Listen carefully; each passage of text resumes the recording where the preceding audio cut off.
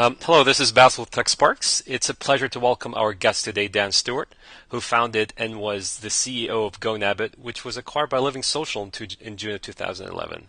He currently leads Living Social for the Middle East region. Prior to that, he led many senior positions at Bike.com. I invited Dan today to learn about the acquisitions of Gonabit. Dan, welcome. Thank you. It's great to talk to you. Likewise. So let's start by asking you what instigated the idea of Gonabit's creation. Well, it was, I guess it seems like a long time ago now, but it was December of 2009. And I guess, what people refer to as group buying was pretty early days then. I mean, it was basically in the US, it was in Canada, it was in Europe a bit.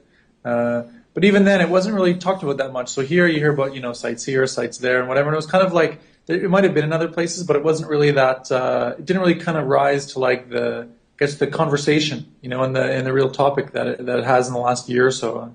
But we looked at it, looking at sites like, Living Social and Groupon in the States were really the main ones that I knew.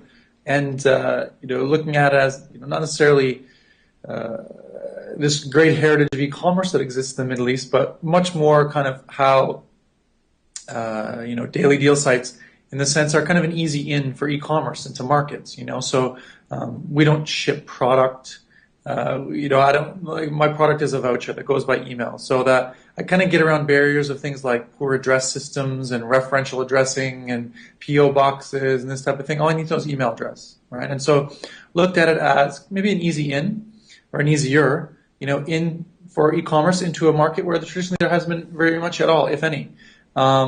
And then, looking at it as, I guess the other thing too, which seemed like a kind of a good ecosystem opportunity, was that for businesses that, were going to work with us at the time, or I thought of businesses that I might work with, these are businesses that might not have much online presence, if any.